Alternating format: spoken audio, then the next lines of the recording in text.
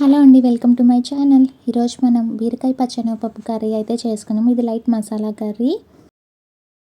దీనికోసం ఒక half kilo వరకు బీరకాయలు అయితే తీసుకోవాలి. మేము ఇక్కడ బీరకాయలని నేతి బీరకాయలు అంటాము. ఇవి నీట్గా క్లీన్ చేసి పెట్టుకున్న తర్వాత ఇదే టైంలో పచ్చెనగపప్పు కూడా ఒక హాఫ్ కప్ అయితే నానపెట్టుకున్నాను. ఇప్పుడు బీరకాయల ముక్కల్ని కట్ చేసి ముందుగా మసాలా అయితే రెడీ చేసి పెట్టుకుందాము. అల్లం, వెల్లుల్లి, అలాగే జీడిపప్పు, దీంతోపాటు పచ్చి కొబ్బరి కూడా వేసి కొంచెం వాటర్ యాడ్ చేసి మెత్తగా పేస్ట్ లాగా చేసుకోవాలి. ఇప్పుడు స్టవ్ మీద బండలు పెట్టుకొని 2.5 టేబుల్ స్పూన్ ఆయిల్ వేసుకోవాలి. పోపు కోసం ఆవాలు, జీలకర్ర, పచ్చెనగపప్పు, మినప్పప్పు, కరివేపాకు వేసి వేగనివ్వాలి.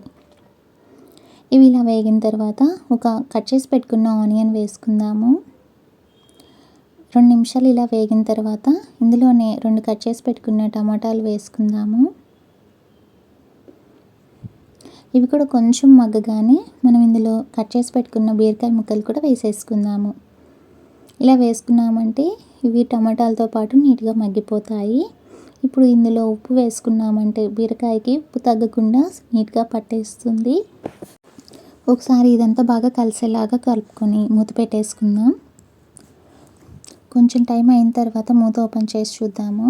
ఇలా బీరకాయ నుంచి వాటర్ అయితే రిలీజ్ అవుతుంది కదా.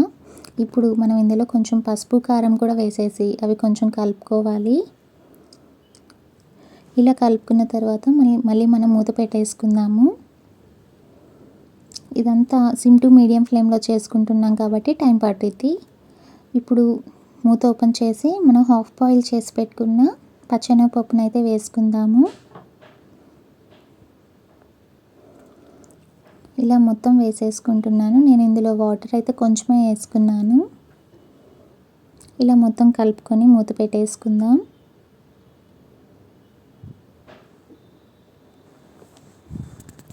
ఒక 3 మినిట్స్ తర్వాత మళ్ళీ మూత ఓపెన్ చేసి మనం ముందుగా రెడీ చేసి పెట్టుకున్న మసాలా అయితే వేసేసుకుందాము. ఇలా మొత్తం వేసేసుకొని అదే మిక్సీ జార్లో ఇంకొంచెం వాటర్ యాడ్ చేసి అవి కూడా వేసేసుకుందాము. ఇక్కడ మీకు కర్రీ లూజ్గా కావాలనుకుంటే ఇంకొంచెం వాటర్ ఇప్పుడే యాడ్ చేసుకోండి. లేదు గట్టిగా కావాలంటే కొంచెం యాడ్ చేసుకోండి.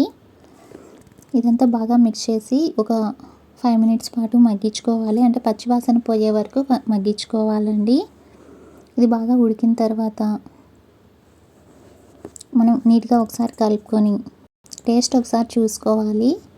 నాకైతే కొంచెం సాల్ట్ తగ్గింది. అది కూడా కలుపుకొని పైన కొత్తిమీర వేసుకొని స్టవ్ ఆపేసుకుందాం. మనకి సింపుల్గా పచ్చెనగపప్పు బీరకాయ కర్రీ అయితే రెడీ అయిపోయింది. ఇది ఒక కర్రీతోనే చపాతీ, రోటీ, రైస్లోకి సూపర్గా సెట్ అయిపోతుంది. ఈ వీడియో మీకు నచ్చినట్లయితే లైక్ చేయండి. మా ఛానల్ని సబ్స్క్రైబ్ చేసుకోండి. Thank you for watching.